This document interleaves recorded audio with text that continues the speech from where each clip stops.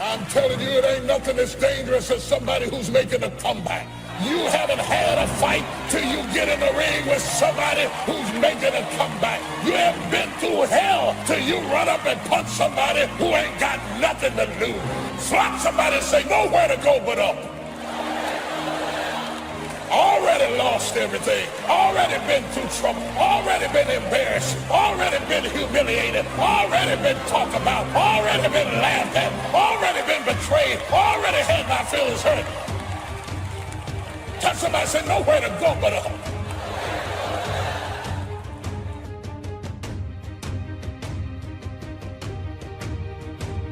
You can start to make a new stretch today. You can sign up for some new classes today. You can start engaging in constructive thinking today. You can make some life-changing decisions today. See, you don't ever have to be the same again, only by choice.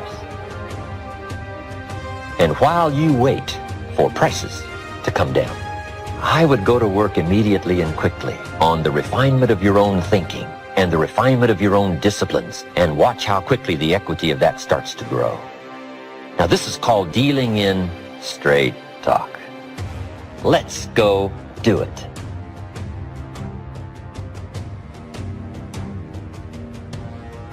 What's the first thing they say when you get on an airplane before they take off? Fasten your seatbelt. Why? Because you will experience some turbulence before you reach a comfortable altitude. The only way to get unstuck is that you need something stronger, something greater, pulling the thing that is stuck. Because there's some people today that you're single and you feel like you're stuck. You feel like you're at a halt. You don't feel like you can progress in life. You don't have to be popular to be powerful. I ended up going to dinner with, becoming friends with, eating with, fellowshipping with people who started out hating me. I had the capacity to withstand their hatred and the capacity to embrace their friendship. I understood that time defines you. Some people will understand you later. I didn't have the help I needed. I didn't have the money to do what I was doing. I didn't know anybody.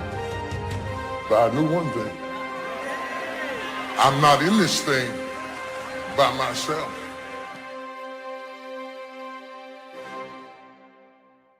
It's not about perfection, it's about progression. But some of you right now, you've got it in your mind. The only way I can progress is if I get a partner. Oh, but friend, you need something bigger than a partner to pull you out of this season where you feel like you're stuck. Guess what you need? You don't need a partner, you need a God-given purpose.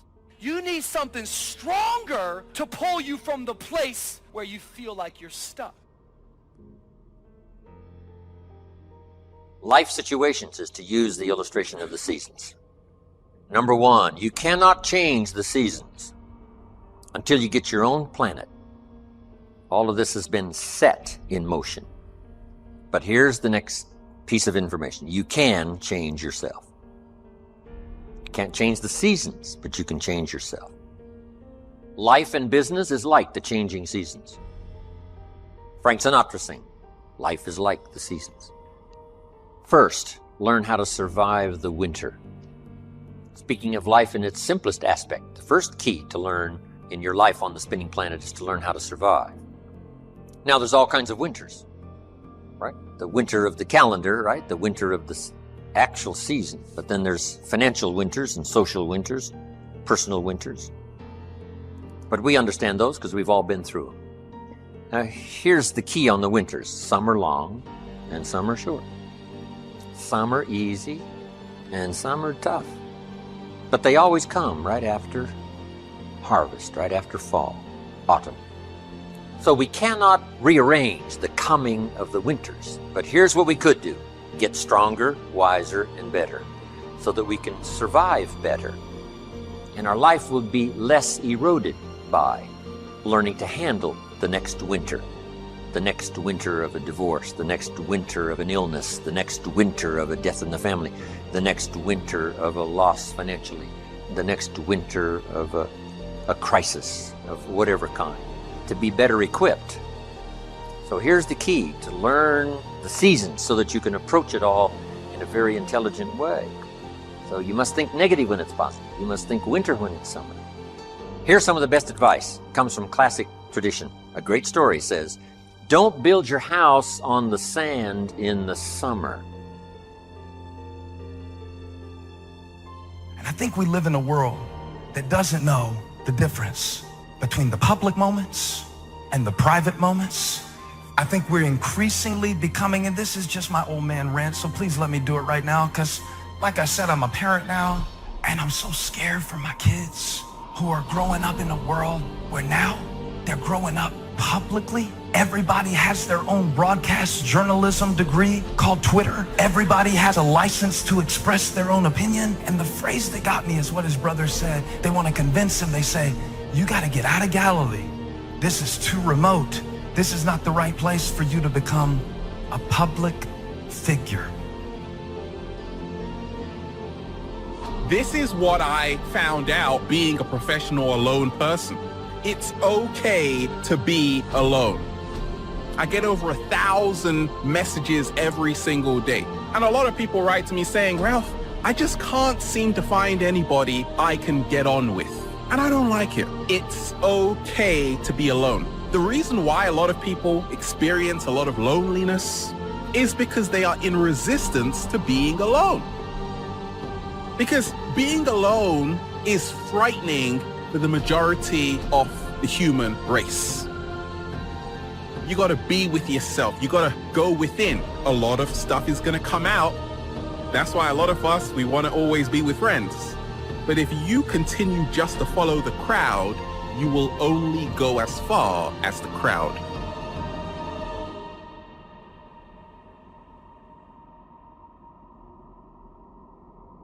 When you're at the top, when you're an owner or you're the leader, there's times where you have to do things by yourself. There's no doubt about that. And if you have a problem with that, you're going to have a problem being in a leadership position. Because there's things that you have to do as a leader. You have to lead from the front. You have to work harder. You have to do extra.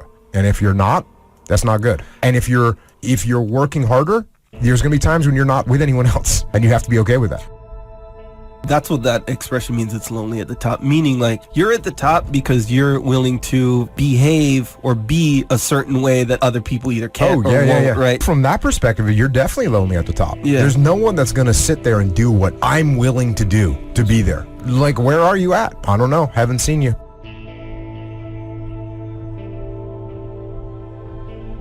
If you want any value at all, come harvest. You gotta press, you gotta be bold.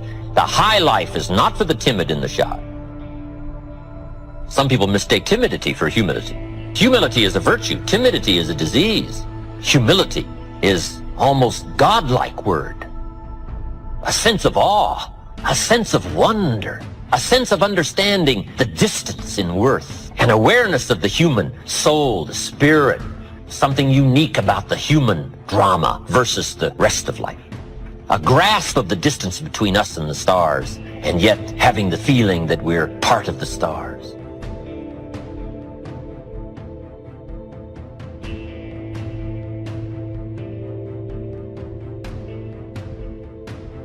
It's okay to dream, but we must not just become a dreamer. Be proud, but not arrogant. It takes pride to win the day. It takes pride in company, opportunity. It takes pride in group, organization. It takes pride in cause and accomplishment. But the key is to be proud without being arrogant. If you want the audacity to be successful, don't you understand the crap that comes along with that? Like, I wanted the audacity to be in shape. It's come with a lot of crap. It's been a lot of work. You deal with it because it's a very small price to pay for all the phenomenal stuff that you headline read and you aspire to and you dream for. The problem is most of you don't want to eat that shit to get there.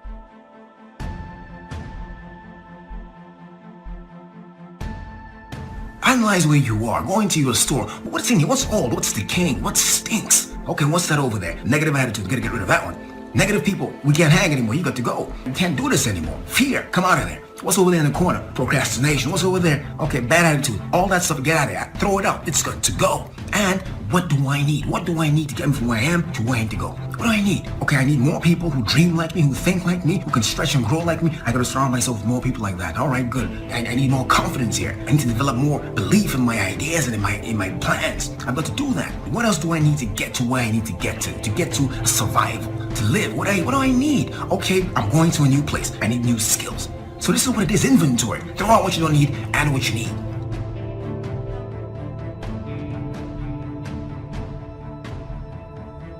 You must not be faked out when it's nice. You must think storm in the summer and not get faked out. And if you think storm, now you'll look for a rock on which to build your house. Now you're going to be safe. So you can't think nice when it's nice. You got to think storm when it's nice. The seasons are going to come and change. And if you're not educated to that degree, now you suffer a great loss. Now here's the next philosophy. The time to think positive is when it's negative. Why? Because the negative won't last long. How long is the winter? Isn't that long? Just hang on. It's not going to take that long. How long is the night?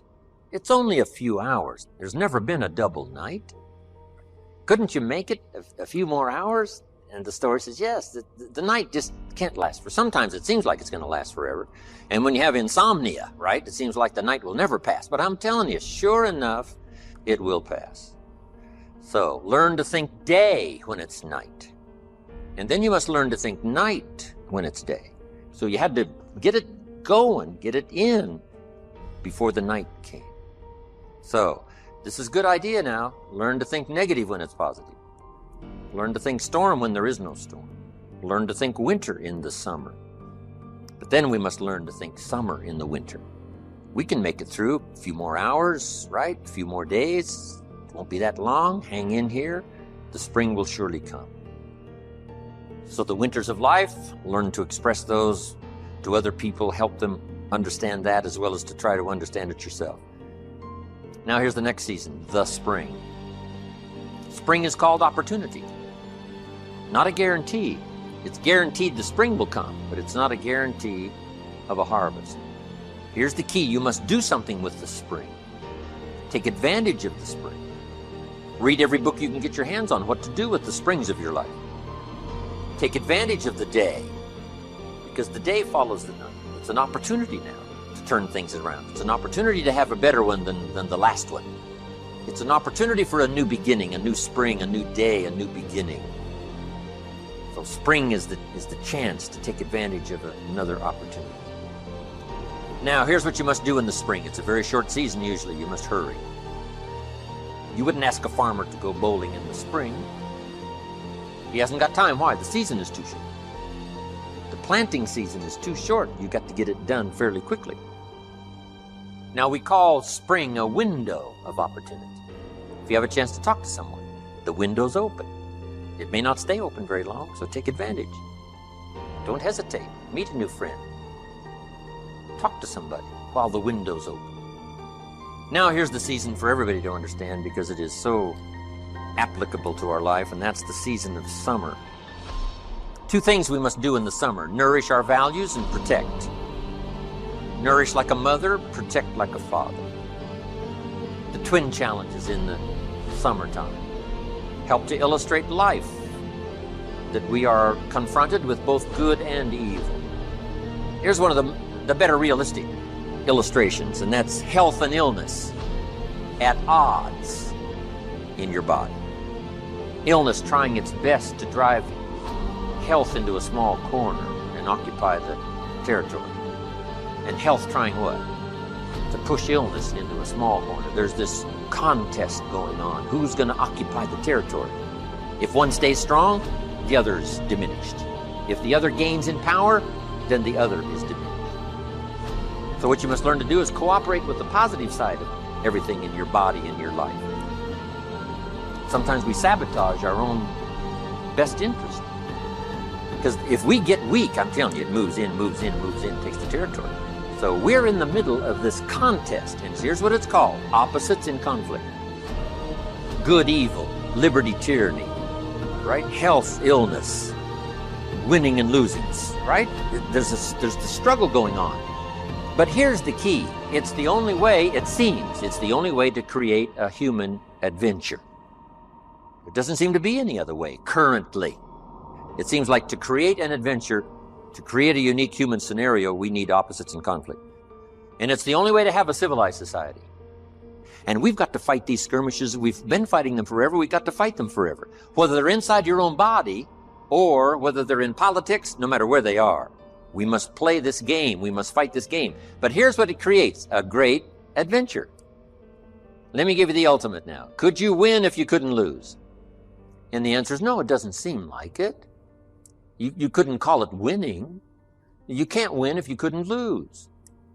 So that's the deal now. Negative, positive. Would there be negative, positive without negative? No, it doesn't seem like it. It seems like this is the current setup. You know, for the foreseeable future. It looks like it's been that way as long as we can remember and as long as the history tells us. So here's what you want to do if you want the adventure. You must learn to play this game, to work with all the positive forces to defeat the negative forces as early and as soon and as much as possible, to contain the ravages of disease that want to take you early. You got to fight back. You can't just leave it. Somebody says, well, I got my fingers crossed. Not a good philosophy. You got to take your vitamins. You got to do the stuff. You got to do the deal. Jump on the positive side of whatever you want and see if you can't help out in this warfare and this push-shove match. That's the key. So in the summer, here's what you must do. Nourish the plants and the garden. Nourish your values like a mother. Give life. Whatever you start now, you must nourish it and give it life. Don't neglect a new life if you've started a new life. What if you said to a brand new mother, where is your baby? She says, I have no idea. You would say, no, that isn't right. If you start a new life, you must care for it. You must protect it. You must give it life, give it nourishment. Now here's the other part. You must protect it like a father. That's why the old wise man said, we must learn to love and hate. And the illustration he used was, you must learn to love good and hate evil. To deal with the weeds in your garden, you got to hate weeds. You got to hate them enough to what? Kill them. You can't say, well, poor weeds. Say, no, this ain't the deal, poor weeds. So, learn the good evil. Now, here's the greatest battle in the mind. Here's what you must not become in the summer in your mind. A victim of yourself. What is that insidious voice inside your own head that says, you're too short, it'll never work for you, you're too tall, right? It's over for you, right? It's never worked for you before. What gives you any idea that it'll work for you now? You've never been able to rise up and take charge of your life. What makes you think you can do it now? There's going to be too many obstacles out there. You'll never overcome them all. What is that insidious voice? It's the same game going on inside your head that's going on in the world. Liberty and tyranny in a push-shove match. And here's what you've got to do. Cooperate with the positive side of your life and let faith drive out doubt, right? Let winning drive out losing. Let positive drive out negative. But you got to get into the contest. And why get into the contest? Because that's how you create an adventure. There is no other way. It takes both. You've got to learn to laugh, yes, but that's not what the wise men only said. You can't just learn to laugh and keep on laughing. No, that's silly. It says there's also a time to cry. You've got to learn to both laugh and cry. Then it said you must be so sophisticated as not to laugh when it's time to cry. Then it further says you must learn to laugh with those that laugh and learn to cry with those that cry. That now gives you an understanding of what life is all about. Sadness and joy, the contest, the difference. And yet it creates the adventure. But here's the adventure: to overcome the evil. To put evil in its place. Just like in your mind, you've got to stand guard at the door of your mind and see if you can't suppress, see if you can't do battle with the negative forces. Don't become a victim of yourself. Beware of the thief on the street that's after your purse, but also beware of the thief in your mind that's after your promise. And see if you can't engage in this mental contest and win the day.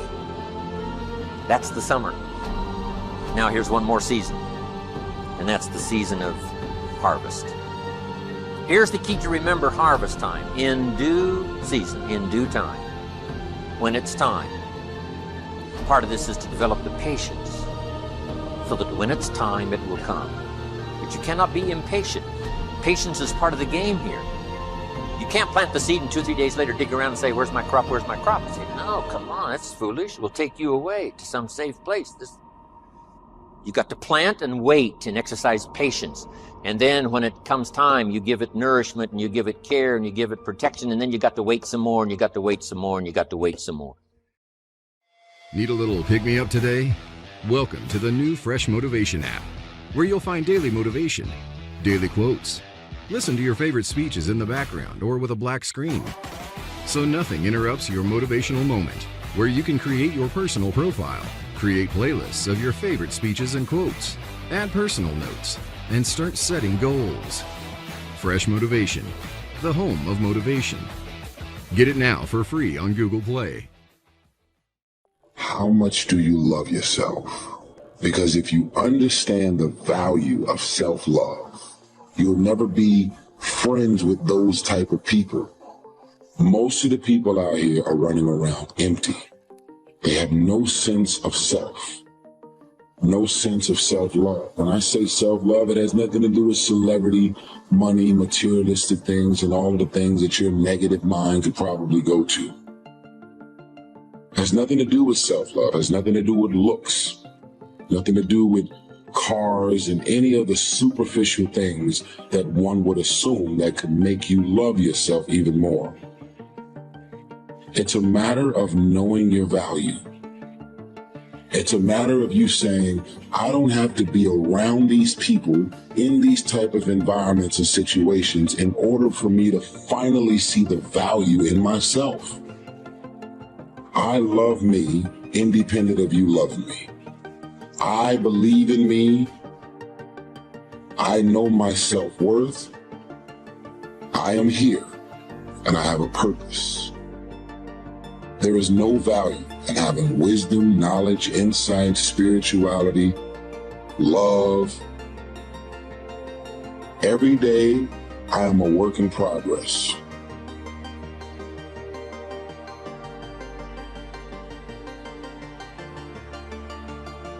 A person who can forgive nothing is a person who's totally destroyed psychologically and emotionally.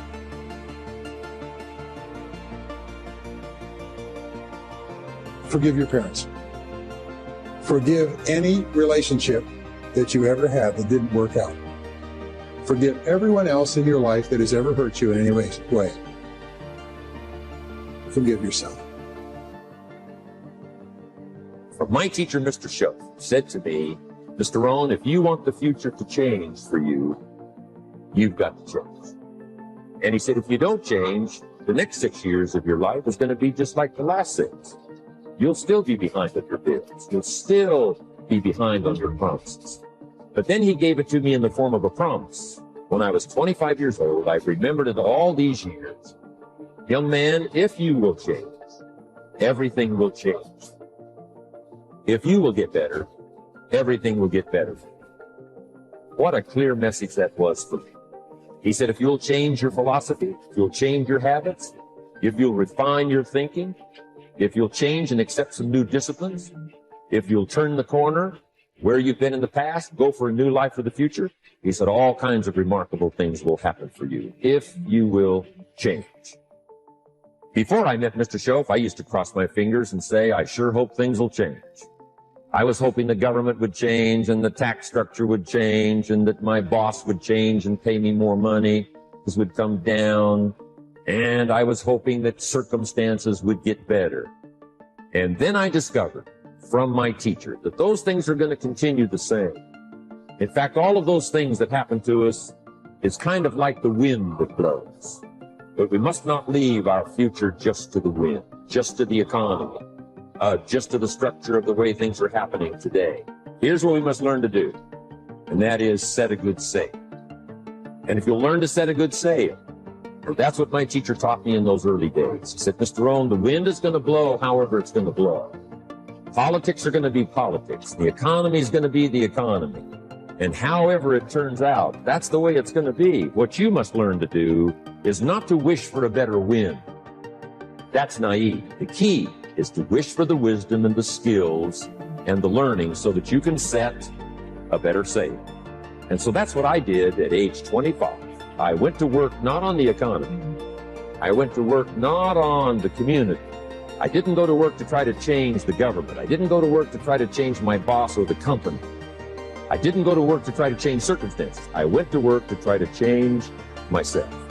And I picked up that promise. My teacher shared with me that if I would change, my income would change. If I would change, my bank account would change. If I would change, my future would change. And sure enough, his promise came true for me. The first 6 years of my economic life, I wound up broke. Those pennies in my pocket, nothing in the bank, behind on my promises. The second 6 years of my economic life, I wound up rich. But interestingly enough, the second 6 years of my economic life, the government was about the same and the economy was about the same. You know, the companies were about the same. What they paid was the same. Circumstances around me were the same. You know, my negative relatives were the same. But I was not the same. That's how my life changed. Things started working for me, changing my life all those years ago. You don't have to change what's going on out there. That's the wind that's blowing. All we have to do is change what's going on in here. Forgiveness is giving up the hope that the past could be any different.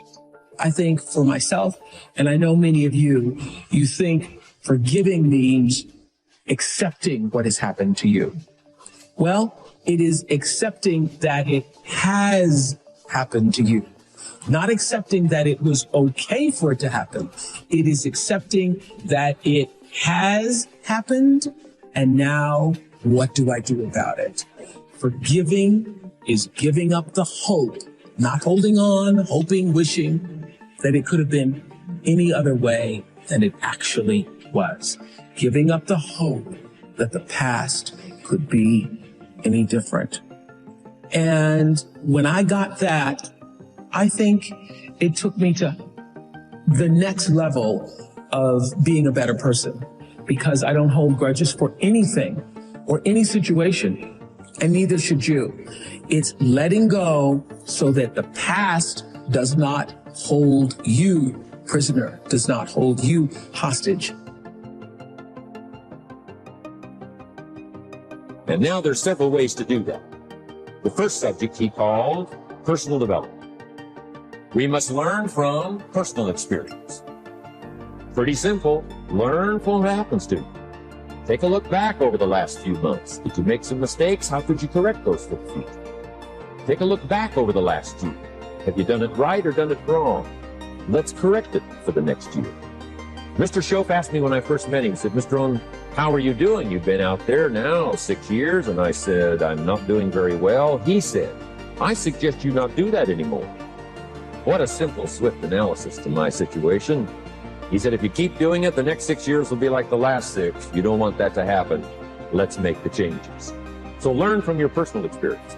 Second, other people's experiences. That's me, other people. That's your teacher. That's your friends and colleagues. The people you meet that can pass along to you their experiences, what's happened to them, the mistakes they made, how they corrected them, how they changed their health, changed their bank account, changed their income, and changed their future.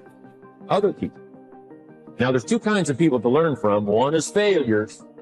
It's too bad failures don't give seminars, right? That would be valuable. Have them tell you how they lost it all and threw it all away, threw their health away, and threw their friendships away, and things didn't work out well. That would be valuable. But now then, we must also learn from positive people that have done well. They've got the health, and so we ask them, how did you become so healthy? They've got the skills, so we ask them, how did you become this skillful? They've got the income, so we ask them, how did you get here in such a short period of time? So now, here's what's important in personal development. In learning from other people, we learn, number one, by observation. We learn what we see. We watch people that are successful in what they do.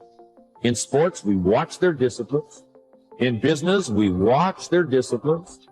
Second, we learn by what we hear. Learn by listening. And then listen to the sermon on Sunday morning. Listen to the lectures. Listen to the teacher. Listen to someone who's got something good to say. And then number 3 is vitally important on personal development. And that is read all the books you could possibly read in your lifetime. Mr. Shelf got me started on my library. I've got one of the better libraries.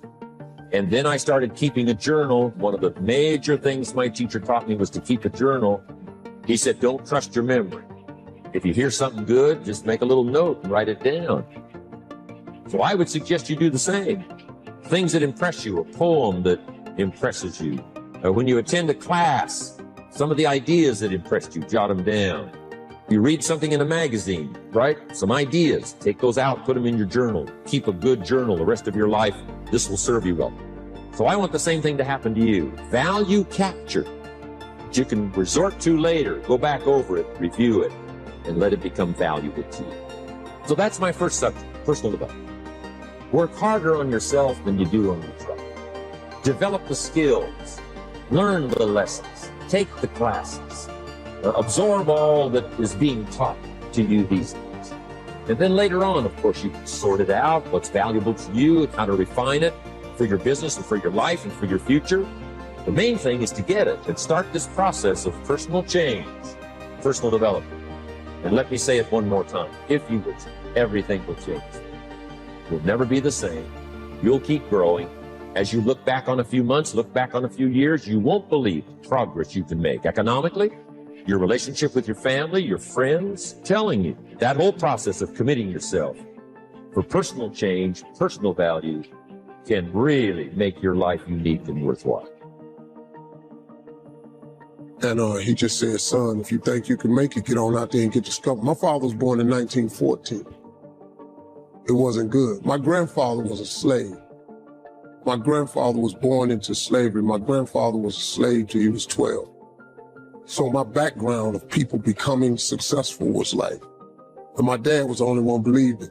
Everybody else told me no. Laughed at me, all kind of.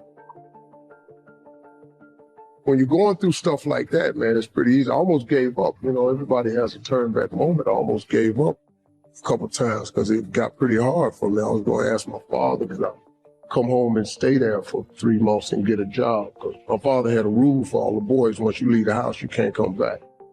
He was pretty strong with that. The girls could come back home anytime they wanted to. The boys, you can't come back here. So calling him and asking him, could I come home was pretty tough. And then I got a phone call. Remember back in the day, you had an answer machine and you could press in a code and you could play your messages back. I was about to give up and I pressed the code one day and there was a guy named Chuck Sutton from Showtime the Apollo. And he said, hey, we got a gig for you Sunday night. If you could get here, we'll put you on TV Sunday night. It was a Thursday. I'm in Florida. I got $35. I'm homeless. I'm fitting to give up. And I didn't have enough money to get to New York. And I sat there and I started crying on the side of the road. I said, man, I finally get my shot to be on TV and I can't even get there. So I sat there when I got through crying. I said, man, let me call back and see if he said this Sunday. So I picked up the phone and I dialed again and they said, yeah, this Sunday. And I got ready to hang up, but another message had come through, and it said, Steve Harvey, this is Tom Sobel from the Comedy Caravan. If you're anywhere close to Jacksonville, Florida, if you can get there Friday night, I got $150 for you. I'm in Pensacola. So I jump in the car, I got $35. I drive to Jacksonville, Florida at the Punchline. I do the gig Friday night. They give me $150. I did so good, the guy asked me to stay over Saturday night. He paid me another $150. I got $300. See, life is cyclic. You're not, whatever experience you're having right now, it has not come to stay. It has come to pass. Not to stay, just to pass. It's just going through. The biggest challenge is to know what's happening. This is a part of this thing we call life. This too shall pass. And maintaining perspective, putting it in perspective. You have to be willing to break from the past to have the future you so desperately desire. You have to have the courage to allow yourself to honor the past as it was to forgive those who need to be forgiven, to forgive yourself, and to acknowledge that everything led you to this point now. Everything. Let it go and begin to focus on developing myself. And I say to you, you're going to have people to do things to you. Things are going to happen to you. And the most important thing to do is to harness your will and let it go and move so you can grow, so you can get on with your life.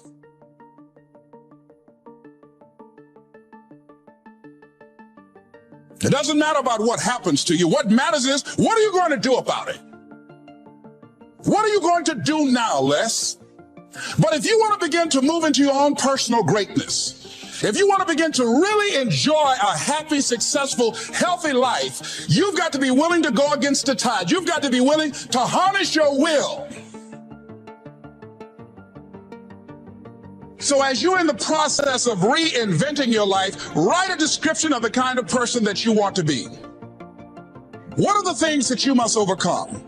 What qualities about your personality you know that you're going to have to change because those particular characteristics are liabilities to you? What are your assets? What are your strong points? Look at and evaluating yourself to make that determination. Other thing is that in order to get out of a rut, we need some coaching. Find some trusted critics. People that you know care about you and love you. There's some things that keeps us from growing and getting out of ruts. Number one, we identify with feedback. We take it personal when someone wants to give us some feedback on where we are falling short and tell us about our blind spots. We want to have everything being positive about us. We're not perfect. It hurts. I have a friend who's a trusted critic. I don't like him, but I love him. He doesn't tell me the things I want to hear. He tells me what I need to hear so I can grow. It hurts. It hurts when he put me on the hot seat. I can't stand it. But that's the only way that I can grow. And I'm glad that he loves me enough to risk our friendship to tell me what I need to hear, not what I want to hear.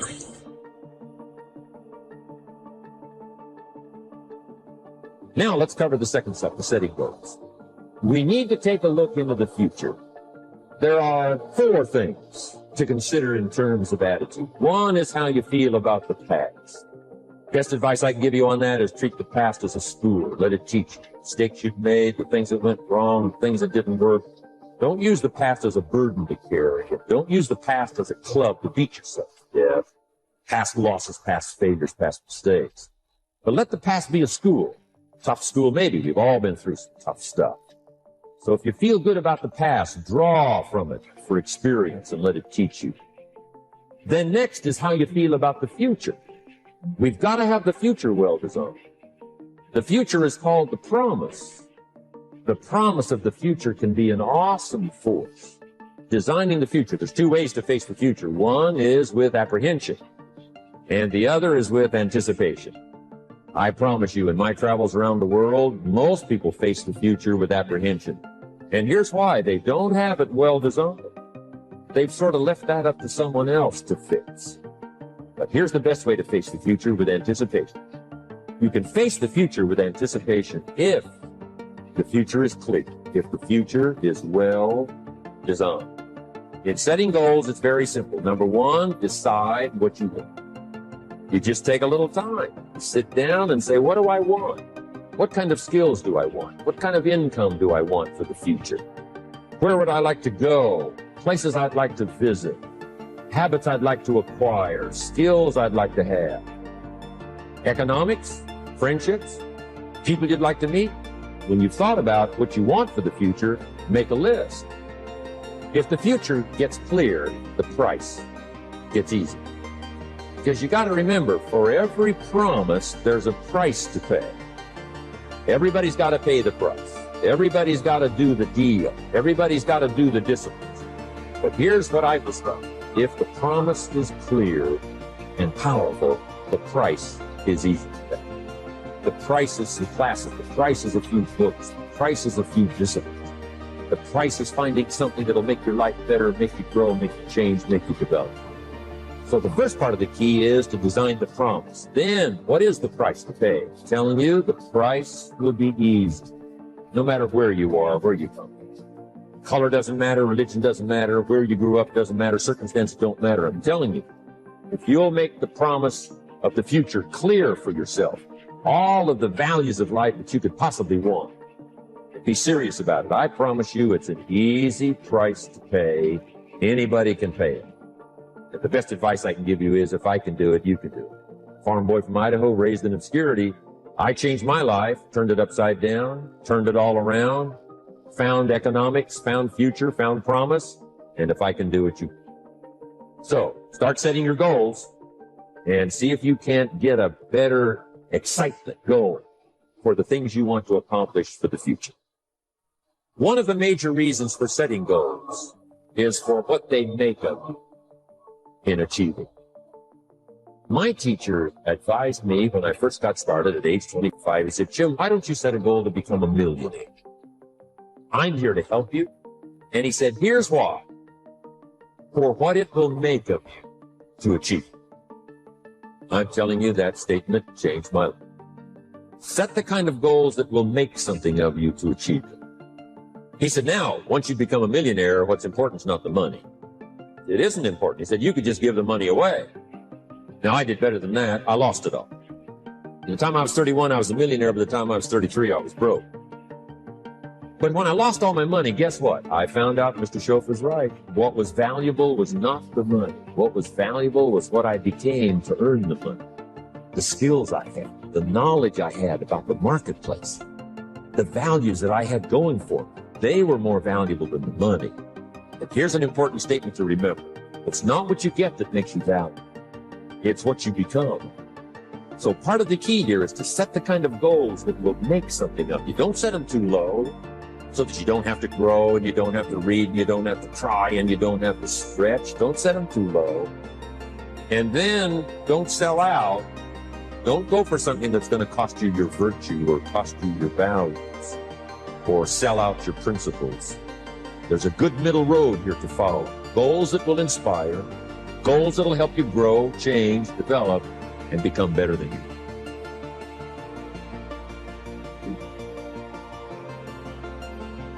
High performers are not dissatisfied strivers. They're not. They're happy. High performers are happier than their peers. We all believe that to get the top, it's going to be lonely at the top, and we all believe you have to grind and kill yourself to get there. Yeah. And that's completely wrong, and the data proves it worldwide, which is, I think, just overcoming a lot of people's biases about how we work today, because right now, especially today, like, grind on social media is so popular. Or hustle. And by the way, none of the top 15% of high performers worldwide identify with those words. They literally don't. We asked them, we did a whole keyword analysis. Yep. This was actually pretty cool. And high performers explicitly say, these are the three driving feelings. If we said there was a high performance state, it's driven from these three things. Number one, full engagement. Yes. Number two, joy. Yes. And number three, confidence. Yes. That's what they relate with. Okay. That's where it's coming from. It's a joyous journey, not a dissatisfied one. And I have this conversation in the book, because I'll kind of maybe frame it this way. Each of these chapters opens with a vignette of somebody I worked with or a situation that I was in that demonstrated high performance. In this particular situation, I'm walking on a stage, thousands of people, after a very famous musician was out there and was telling the audience that that person's secret to success, remember, thousands of people. Yes. Their secret to that person, their whole speech, their secret to success was never settle. Never settle. Nothing is enough. Never settle. And never be satisfied. Never be satisfied. Always demand more. And I'm like, oh, my second slide, which was going to be on Jumbotrons in like 80-point text, was strive satisfied. I'm like, oh, I'm going to have to dispel this for all these thousands of people. I was totally freaked out. Yeah. But what I had to explain to people was not only the data, but it's this. If you're never satisfied, I mean, is it true that life is precious? If it's true that life is precious and you could be gone tomorrow, do you really want to think, you know what? I just never felt fulfilled. I never allowed myself to have a moment of credit. I never allowed myself to have a moment of peace. I never allowed myself to look at that and say, good job. That's not the way to live life. I think just at a spiritual level, it's a bad move. And this book doesn't really go into a lot of that. It's more about the science and the heart stuff. But I think it's really important that people realize your job is to strive satisfied. And if you strive satisfied more often, you will be more of a high performer. And if you never give yourself credit, you're always beating up on yourself, you're always thinking that's not perfect enough,